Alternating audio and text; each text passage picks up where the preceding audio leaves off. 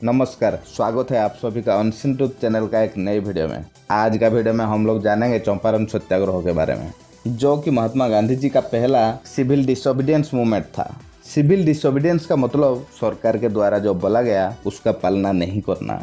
जब यूरोप में 1914 से प्रथम विश्व युद्ध चल रहा था, तब इंग्लैंड अपना गिरा हुआ जीडीपी को वापस रिकवरी करने के लिए भारतीय किसान से ज्यादा टैक्स वसूल रहा था। किसानों को जबरदस्ती काम करवा रहा था। ब्रिटिशर्स के इस टाइप का हरकत से भारतीय किसान सबसे ज्यादा प्रभावित थे। तब ब्रिटिशर्स का अत्याचार के खिलाफ आवाज उठाने वाला चंपारण के किसानों के द्वारा आयोजित एक सत्याग्रह, जिसका नेतृत्व गांधी जी लिए थे, उसी के बारे में इस वीडियो में हम विस्तार से चर्चा करेंगे।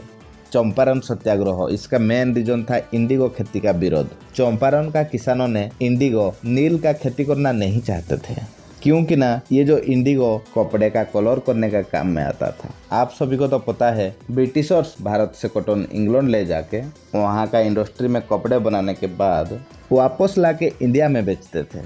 तो ऐसा में भारत से इंडिगो ले जाके इंग्लैंड का इंडस्ट्री में कपड़े के लिए कलर बनाते थे। तो एक्चुअली में हुआ क्या था, क्यों नहीं चाहते थे इंडियन किसानों ने इंडिगो उगाने के लिए?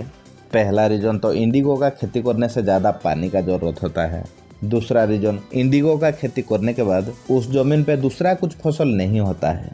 तीसरा रीजन, इंडिगो केवल ब्रिटिशर्स को ही बेचना पड़ता था। उसका बायर ब्रिटिशर्स के अलावा और कोई नहीं था, जिसको अगर ना बेचा जाए तो आदमी खुद भी यूज नहीं कर सकता, क्योंकि उसका इंडस्ट्री इंग्लैंड में ही था। अगर किसान गेहूं, मक्का, इस सब की चीजें उगाते हैं तो कम से कम खुद खा पाएंगे। ये इंडिगो किसान का कुछ काम के नहीं। यही मेन रीजन था जिसका चलते चंपारण का किसान इंडिगो का खेती नहीं करना चाहते थे। लेकिन प्रथम विश्व युद्ध का चलते जर्मनी का आर्टिफिशियल डाई जब मार्केट में सप्लाई बंद हो गया, तब ब्रिटिशर्स के लिए इंडिगो एक प्रॉफिटेबल बिजनेस बन गया। इसीलिए ब्रिटिशर्स बिहार का किसानों के लिए कंपलसरी 3 कोठिया सिस्टम कर दिया था। 3 कोठिया सिस्टम मतलब 20 कोठा में से 3 कोठा। इसको अगर परसेंटेज के हिसाब से देखा जाए तो 15%। दोस्तों, उसी टाइम को चंपारण का कलेक्टर किसानों का 15% जमीन में इंडिगो उगाना कंपलसरी कर दिया था। जो किसान अपना 15% जमीन में इंडिगो का खेती नहीं करता था, उसका जमीन को ब्रिटिशर्स के द्वारा छीन लिया जाता था। इस टाइप का ब्रिटिशर्स के अत्याचार का शिकार में चंपारण का किसानों ने थे। राजकुमार शुक्ला नाम का एक मनी लेंडर, जो कि चंपारण का एक किसान भी थे, उन्होंने साल 1916 के कांग्रेस का लखनऊ अधिवेशन में महात्मा गांधी के साथ परिचित हुए थे। तब से वो गांधी जी का विचारधारा में प्रभावित थे। जब चंपारण का सिचुएशन ऐसा कुछ था, तब उनको लगा इसका सॉल्यूशन गांधी जी के पास जरूर होगा। इसीलिए उन्होंने साल 1917 का स्टार्टिंग में ही गांधी जी के पास गए और चंपारण के सारे समस्या के बारे में उनको अवगत करवाया। महात्मा गांधी भी जनवरी 1915 को साउथ अफ्रीका से इंडिया लौटने के बाद ब्रिटिशर्स का एग्नेस्ट कुछ करने के लिए ऐसा ही एक मौके का प्रतीक्षा में थे। जब राजकुमार शुक्ला जी उनका समस्या के बारे में बताए, तब 10 अप्रैल 1917 को बिहार का चंपारण में आके पहुंचे। चंपारण में पहुंचने के बाद गांधी जी ने देखा यहाँ के गांव के लोग अशिक्षित है, जिसके कारण यहाँ के जमींदारों के द्वारा इनको शोषण किया जा रहा है। इस जिले की गांव की हालातों को सुधारने के लिए गांधी जी ने डॉक्टर राजेंद्र प्रसाद, जो कि इंडिपेंडेंट इंडिया का पहला राष्ट्रपति थे, उनके साथ ब्रजकिशोर प्रसाद, नारायण सिन्हा और रामनाथ प्रसाद, ये 4 वकील मित्रों के साथ चंपारण के पूरे क्षेत्रों में कोई गांव का दौरा किया और जबरन नील उत्पादनों के बारे में उनकी शिकायत सुनी। गांधी जी का इस तरह लोगों के साथ मिलना देख के ब्रिटिशर्स ने उनकी कड़ी नजर रखनी शुरू कर दी। 15 अप्रैल को तो उन्हें ब्रिटिशर्स के द्वारा चंपारण छोड़ के चले जाने के लिए बोला गया था। जब गांधी जी चंपारण छोड़ के नहीं गया, चंपारण जिले के मजिस्ट्रेट ने उन्हें एक नोटिस जारी किया। नोटिस में मजिस्ट्रेट ने कहा था, आप यहाँ पे नहीं रह सकते हैं, जितना जल्दी होगा यहाँ से चले जाओ। लेकिन गांधी जी ने मजिस्ट्रेट की इस आदेश को नहीं माना, जिसके कारण गांधी जी को उन्होंने गिरफ्तार कर लिए। गिरफ्तार के बाद भी गांधी जी को कहा गया था, अगर आप इस जिले को छोड़ देते हैं और वापस नहीं लौटने का वादा करते हैं, तो आपके खिलाफ दर्ज किया गया मामला वापस ले लिया जाएगा।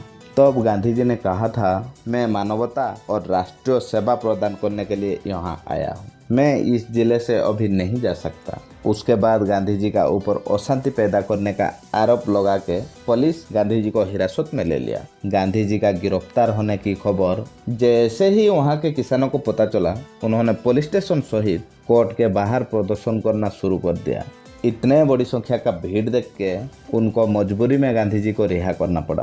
ब्रिटिश सरकार ने किसान का इतना बड़ा भीड़ देख के उनके शिकायतों के जांच के लिए एक इंक्वायरी कमेटी का गठन किया और उसी इंक्वायरी कमेटी का मेंबर गांधी जी को भी बनाया। उसके बाद उसी इंक्वायरी कमेटी इंडिगो यानी नील का खेती के बारे में रिपोर्ट तैयार किया और गवर्नमेंट के पास सबमिट किया। बिल जो बिहार लेजिस्लेटिव काउंसिल में पास हुआ, उसके बाद 4 मार्च 1919 को गवर्नर जनरल का साइन लगाया गया और फाइनली 3 कोठिया सिस्टम को खत्म कर दिया गया। इस घटना से जुड़े हुए 2 महान व्यक्ति में से आगे चलकर एक महात्मा बने और एक इंडिपेंडेंट इंडिया का पहला राष्ट्रपति बने। ये दोनों का उदय इस घटना के बाद ही हुआ था। आपके नॉलेज के लिए बता दूं, चंपारण सत्याग्रह गांधी जी का पहला सत्याग्रह था, जो कि एक सिविल डिसोबीडियंस मूवमेंट था। और दूसरा पर्सन डॉक्टर राजेंद्र प्रसाद, जो कि पटना के जाने माने एक बड़े लॉयर थे, एक वकील थे, जो किसान चंपारण सत्याग्रह में हिस्सा लेके पकड़े जाने के बाद कोर्ट को फॉरवर्ड हो जाते थे। वो सभी किसान को डॉक्टर राजेंद्र प्रसाद जी मदद करते थे। दोस्तों, ये था चंपारण सत्याग्रह के बारे में एक छोटा सा जानकारी। अगर आप लोगों को इस वीडियो से थोड़ा सा भी कुछ नया जानने के लिए मिला तो कम से कम इस वीडियो को लाइक कर दीजिएगा। इसी नोट के साथ ये था वीडियो का अंत। Thank you for listening.